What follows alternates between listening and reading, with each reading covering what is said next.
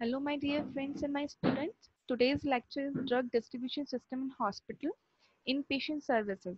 इससे previous lecture में हमने आउट पेशेंट सर्विसेज के बारे में पढ़ा था। यहाँ हम इन पेशेंट सर्विसेज के बारे में पढ़ेंगे।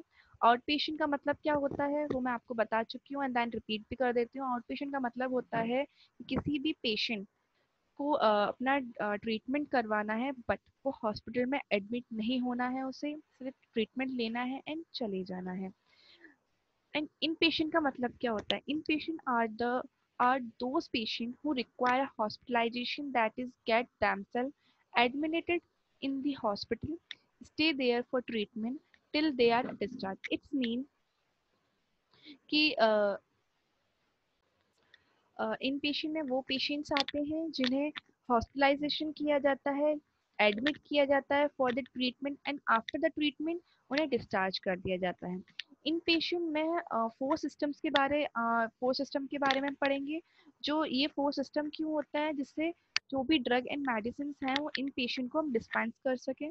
अगर हम वो सिस्टम्स देखें तो फर्स्ट सिस्टम है individual prescription order, second one is complete floor stock system, third one is combination individual floor stock system. Combination 1 and 2, one is a individual prescription order, second one is a complete floor stock system, fourth one is unit dose system. अब इन चारों systems के बारे में हम थोड़ा deeply जाके पढ़ेंगे। First one is a individual prescription order system. इस सिस्टम में क्या होता है? It is a type of prescription system, a prescription system where the physician write the prescription for individual patient who obtain the drug prescribed for any medical store and hospital dispensary by paying own charge. It's mean जो physician का मतलब है doctor. Doctor किसी भी prescription को लिखेगा वो individual patient के लिए उसे देगा। वो क्या करेगा? उस प्रिस्क्राइब ड्रग को किसी भी मेडिकल स्टोर या हॉस्पिटल के डिस्पेंसरी से वो ड्रग्स लेगा। ये नॉर्मल है, इजी है। इसके अंदर सिर्फ पेशेंट वो डॉक्टर मेडिसिन लिखता है पेशेंट को, पेशेंट उन मेडिसिन को किसी भी मेडिकल स्टोर या फिर हॉस्पिटल डिस्पेंसरी से पैसे देके पे करके चार्ज करके वो मेडिसिन लेता है। अब इसके एडवांटेजेस क्या है? All medication order are directly reviewed by the pharmacist. इसमें जितनी भी दवाइयाँ होंगी वो डायरेक्टली फार्मासिस्ट के थ्रू देखी जाएंगी, उसके अंडर होगी होगी and second one is the it provide the interaction of pharmacist, doctor, nurse and the patient. It's mean कि अगर ये ऑर्डर हम ये सिस्टम हम अलाउ कर रहे हैं तो फार्मासिस्ट, डॉक्टर, नर्स और पेशेंट के बीच में एक इंटरेक्शन रहेगा एंड ये क्लियर कंट्रोल इन्वेंट्री प्रोवाइड करवाता है। बहुत इजी सिस्टम है ये, इसमें ज़्यादा टिपिकल नहीं है। And second one is a complete floor stock system. Under the system the drug are given to the patient through the nurse station and the pharmacy supply from the drug store by hospital। यानी जितने भी इन patient होंगे उनको जो drug provide करवाई जाएगी वो nurse station के थ्रू प्रोवाइड करवाई जाएगी एंड जो भी फार्मेसी सप्लाई करेगी ड्रग को वो नर्सिंग के थ्रू अप्लाई करवाई जाएगी। अब drug on the nursing station और वार्ड में be divided by two, charge floor stock drug and non charge floor stock drug. इसमें दो ड्रग होते हैं, charge floor stock drug and non charge floor stock drug. अब charge क्या होता है? Charged floor stock drug are those for which the patient is charged for every single dose administration to him. It's mean patients जितनी भी drug उसे दी जा रही है उन सब की वो चार्ज दे रहा है। मतलब उसे एक दिया यानी मॉर्निंग का दिया, उसने मॉर्निंग के टाइम वो चार्ज उसे पैसे दे दिए। ठीक है। अब ये पूरा जितना भी चार्ज फ्लोर स्टॉक ड्रग्स होता है वो फार्मेसी एंड थेरापेटिकल कमेटी के अंडर देखा जाता है, उसके अंडर डिसाइड किया जाता है। अब जो भी इस चार्ज फ्लोर स्टॉक ड्रग हैं उसकी लिस्ट प्रिपेयर की जाएगी कि हमने कौन सी दवाई कब दी, कितने पैसे लिए, कैसे, वो सारी चीज़ें। अब और नर्सिंग स्टेशन को इसका जितनी भी दवाई होंगी वो स्टोर की जाएंगी। अब non charge store floor stock drug क्या होता है? प्री डिटरमाइंड लिस्ट होती है, कुछ मेडिकेशन की लिस्ट होती है, पहले से ही होती है वो, उसे नर्सिंग स्टेशन पे, नर्सिंग यूनिट पे, हॉस्पिटल में पहले ही दे दिया जाता है। किसके बेसिस पे? Cost of drug. Quality required and frequency of uses के। अब इसके अंडर एक मेथड यूज किया जाता है, ड्रग बास्केट मेथड। इस मेथड के अंडर क्या होता है, जो नर्सेज होती हैं वो सारे जितने भी रूम्स हैं वो सारे रूम्स में मेडिसिन चेक करती हैं, रेफ्रिजरेटर में चेक करती हैं, उसके बाद वो एक मास्टर लिस्ट बनाती है फार्मेसी के लिए। ठीक है, ये दोनों है। नॉर्मली चार्ज का मतलब हो गया कि जो पेशेंट है वो हर हर मेडिसिन के लिए, हर यूनिट के लिए पे कर रहा है, जितने भी डोसेस उसे एडमिनिस्ट्रेशन की जा रही है उसे पे कर रहा है। लेकिन नॉन चार्ज में क्या होता है, जो नर्सेज होती है वो सारे रूम्स का एक मास्टर लिस्ट बना लेती है मेडिसिन का, फिर वो एक साथ वो मेडिसिन फार्मेसी से मंगवाती हैं एंड वो इन पेशेंट्स को प्रोवाइड करवाती हैं। इसमें सबसे मेन मेथड यूज होता है drug basket method. Okay, third one is a combination of individual floor stock system, यानी इंडिविजुअल और फ्लोर स्टॉक सिस्टम का कॉम्बिनेशन है इसमें। ओके, अब इसमें क्या होता है, this system is allowed in the government all in the private hospital who run on the basis of no profit no loss. It's mean वो ये सारे सरकारी हॉस्पिटल्स एंड प्राइवेट हॉस्पिटल्स में रन होता है, जिसमें no profit and no loss के ऊपर चल रहा होता है। Individual prescription of medication system allowed as a major means, यानी इंडिविजुअल प्रिस्क्रिप्शन मेजरली फॉलो किया जाता है। Requirement of drugs and surgical items are given to the patients who purchase and deposit these items in hospital ward or room under supervision of registered nurse। Registered nurse होगी, उसके अंतर वो supervision होगी किसी भी रूम या ward की, उसके माइंड माइंड पे रखते हुए, उसके नॉलेज में रखते हुए कोई भी सर्जिकल आइटम और ड्रग पेशेंट यूज कर सकता है, परचेज कर सकता है, डिपॉजिट कर सकता है। वो होता है combination individual floor stock system. Fourth one is the unit dose dispensing. इसके अंदर क्या होता है, dose medication who order, pack, handled, administered, charged in multiple of single dose unit contain a predetermined amount of drug or supply sufficient for one regular dose। यानी unit dose dispensing का मतलब है कि इसमें एक सिंगल डोज यूनिट के अंदर बहुत सारी दवाइयाँ या बहुत सारे चार्जेस कंबाइंड हो जाते हैं, जैसे ऑर्डर, पैक्ड, हैंडल, एडमिनिस्टर्ड। इस तरीके से एक सिंगल डोज के अंदर हमारी बहुत सारी चीज़ें चार्ज हो जाएंगी and predetermine amount of drug and supply sufficient one regular dose. Simply इसका मतलब इतना समझ लो, एक सिंगल डोज है, कोई भी सिंगल डोज के अंदर हमें बहुत सारी चीज़ें समझा दी जाती हैं, उसको हम यूनिट डोज डिस्पेंसिंग बोलते हैं। अब single unit package is one which contain one complete pharmaceutical dosage form. ये एक ऐसा पैकेज है जिसके अंदर कंप्लीट फार्मास्यूटिकल डोसेज फॉर्म होती है, जैसे एक टैबलेट और एक कैप्सूल। इट्स मीन आपको दवाई लेनी है, लेकिन उसमें कुछ टैबलेट्स हैं, कुछ कैप्सूल्स हैं, कुछ आईवीज हैं।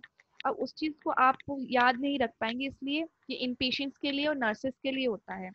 अब इसके अंदर क्या होता है, बेटर फाइनेंशियल कंट्रोल, बहुत बेटर फाइनेंशियल कंट्रोल हो सकती है। It prevent the loss preferential use medication. It does not require storage facility by the nurse station. अब इसके अंदर जो नर्सिंग स्टेशन होते हैं, छोटे छोटे स्टेशन होते हैं, उसके अंदर फैसिलिटी नहीं होती है कि वो उस चीज़ को स्टोर कर सके, रिक्वायरमेंट नहीं है, क्योंकि वो वहाँ बहुत सारी फार्मास्यूटिकल डोसेस फॉर्म को एक साथ ले रहे हैं। ठीक है, अब इसके अंदर हम टू डोसेस फॉर्म मेथड्स होते हैं। एक होता है centralise unit dose drug distribution system, second वाला डिसेंट्रलाइज यूनिट डोज डिस्पेंसिंग, जिसे हम सैटेलाइट फार्मेसी भी बोलते हैं। ठीक है, अब सेंट्रल यूनिट डोज सिस्टम का मतलब क्या होता है, जितने भी इनपेशेंट ड्रग होते हैं, इन पेशेंट्स के लिए जितने भी ड्रग होते हैं उन्हें डिस्पेंस किया जाता है यूनिट डोसेस के अंदर। जैसे एक कैप्सूल है, एक टैबलेट है, उसके अंदर ये स्टोर किया जाता है, यूनिट डोज के ऊपर डिस्पेंस किया जाता दिया जाता है। लेकिन वो जितने भी यूनिट डोसेस होंगे वो फार्मेसी के सेंट्रल एरिया में स्टोर होते हैं। ठीक है, अब इसको ऑपरेट करने के लिए बेस्ट होता है कि जो भी कॉपी है, जो भी प्रिस्क्रिप्शन है, वो एक फिजिशियन को सेंड की जाती है कॉपी, फिर वो फार्मेसी में भेजी जाती है, ओरिजिनल कॉपी फार्मेसी में भेजी जाती है ऑर्डर के लिए, उसके बाद दवाइयाँ पहुँचती हैं पेशेंट को। और डिसेंट्रलाइज यूनिट डोज फॉर्म का मतलब होता है एक सैटेलाइट फार्मेसी। सैटेलाइट फार्मेसी का मतलब हो गया कि छोटी फार्मेसी, हर फ्लोर पर एक सैटेलाइट फार्मेसी होती है। ठीक है, अब उस फार्मेसी में भेजा जाता है। उसका प्रोसीजर मैं अभी आगे बताऊंगी। सिंपली इतना समझ लो कि एक सैटेलाइट फार्मेसी, एक छोटी फार्मेसी हर फ्लोर में होती है हॉस्पिटल के, जिसके अंदर स्टोरेज होती है, मैन्युफैक्चरिंग होता है। अब इसका क्या कैसे प्रोसीजर है देखो। सबसे पहले जो पेशेंट प्रोफाइल कार्ड होगा उसमें पेशेंट का फुल नेम, डेट, किस डेट को वो एडमिट हुआ, उसकी डिसीज क्या है, डायग्नोसिस लिखी जाएगी। एंड उसके बाद जो प्रिस्क्रिप्शन होगा वो फार्मासिस्ट को दिया जाएगा। फार्मासिस्ट को देने के बाद जो फार्मासिस्ट को जब वो प्रिस्क्रिप्शन देंगे तो वो पेशेंट प्रोफाइल कार्ड को फिल करेगा। पेशेंट प्रोफाइल कार्ड का मतलब क्या होगा, पेशेंट का फुल नेम, डेट, उसे डिसीज क्या है, डायग्नोज क्या है, ठीक है। अब फार्मासिस्ट सारी मेडिकेशंस चेक करेगा उसको हिस्ट्री को लेके कि उसे एलर्जी तो नहीं होगी इस मेडिसिन को देंगे, ड्रग ड्रग इंटरेक्शन तो नहीं हो जाएगा, एंड ड्रग लेबोरेटरी का टेस्ट भी करवाएगा, ठीक है। उसके बाद वो जब दवाइयाँ लिख देगा तो वो डोसेस का शेड्यूल बनाएगा और नर्स को दे देगा, जो उस पेशेंट का ख्याल रखेगी नर्स, जो दवाइयाँ देगी उस नर्स को वो सारी चीजें मतलब वो जो पेशेंट कार्ड है, पेशेंट प्रोफाइल कार्ड है, वो कार्ड उसे दे देगा। जो पेशेंट प्रोफाइल कार्ड इन प्रिस्क्रिप्शन है वो दोनों फिल किए जाएंगे किसके अंडर, फार्मेसी टेक्नीशियन के अंडर, ठीक है।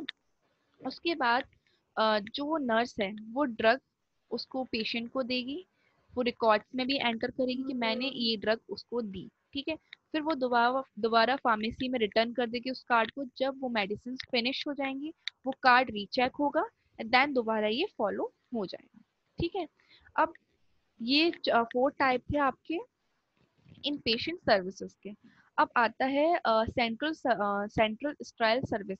इसको हम सेंट्रल स्ट्रायल सर्विस डिपार्टमेंट भी बोलते हैं। इसके अंदर क्या होता है, स्टलाइजेशन प्रोसेस होती है।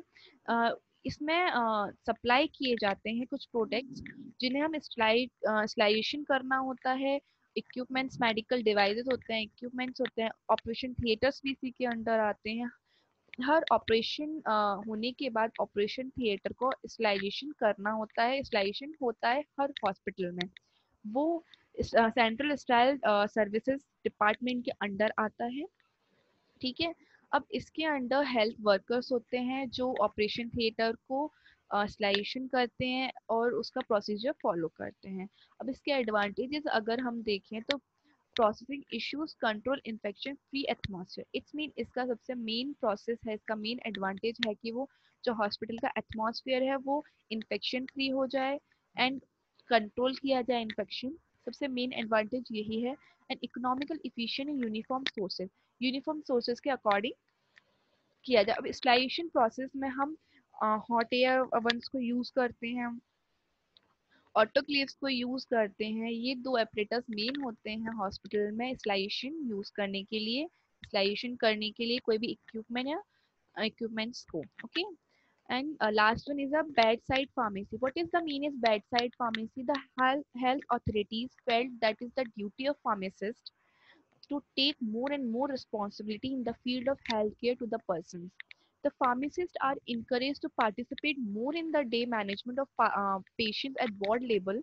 They visit ward routinely and have discussion with medical nursing staff. They strongly recommended the establishment of bedside pharmacy services related system in the future development of hospital service. It's mean bedside pharmacy का मतलब क्या होता है, हर ward में हर room में visit करना and एक एक पेशेंट को पर्सनली चेक करना, उसका मेडिकल और मतलब ग्रुपिज्म जाता है विजिट करने के लिए, जिसमें आपका हॉस्पिटल के इंचार्ज भी होते हैं, मेडिकल इंचार्ज भी होते हैं, डॉक्टर्स भी होते हैं, नर्सिंग स्टाफ भी होते हैं एंड स्टूडेंट्स भी होते हैं। हर हर पेशेंट्स को चेक किया जाता है, उनकी मेडिसिन चेक की जाती है, उनसे पूछा जाता है, उनका फीडबैक लिया जाता है। वो बेड साइड फार्मेसी होती है।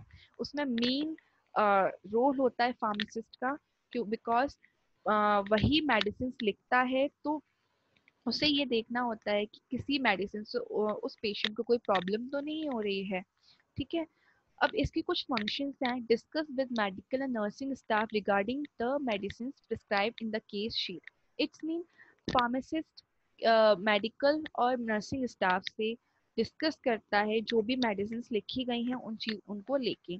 Other of advice regarding the action use of frequently used and कुछ एडवाइजेस भी लेता है वो जो ड्रग हैं उनका यूज़ करने हैं, बिकॉज फार्मासिस्ट मेडिसिन लिख देता है लेकिन उनको इन पेशेंट्स को नर्सिंग स्टाफ प्रोवाइड करवाता है, तो वो नर्सिंग स्टाफ से इसलिए डिस्कस करते हैं, इसलिए एडवाइस लेते हैं कि कोई प्रॉब्लम तो नहीं आ रही है। एंड मेडिकल स्टाफ में मेन डॉक्टर्स होते हैं, बिकॉज उन लोगों ने डायग्नोज कर रखा है, ट्रीटमेंट वो दे रहे हैं, हमें हमारा काम सिर्फ मेडिसिन लिखना है, तो उनसे भी डिस्कस करना होता है। एंड सबसे मेन फंक्शन होता है कि वो side effect, toxic effect, adverse effect, pharmacokinetic and all other information को देखना, डिटेल अकाउंट करना, उनको चेक करना। Okay, and these are the questions which is help to this lectures. Okay, and drug distribution system यहाँ पर end होता है। Okay, and thank you so much, I hope आपको वीडियो अच्छी लगी होगी, so please subscribe and like करना ना भूलें। Take care, stay healthy, bye bye.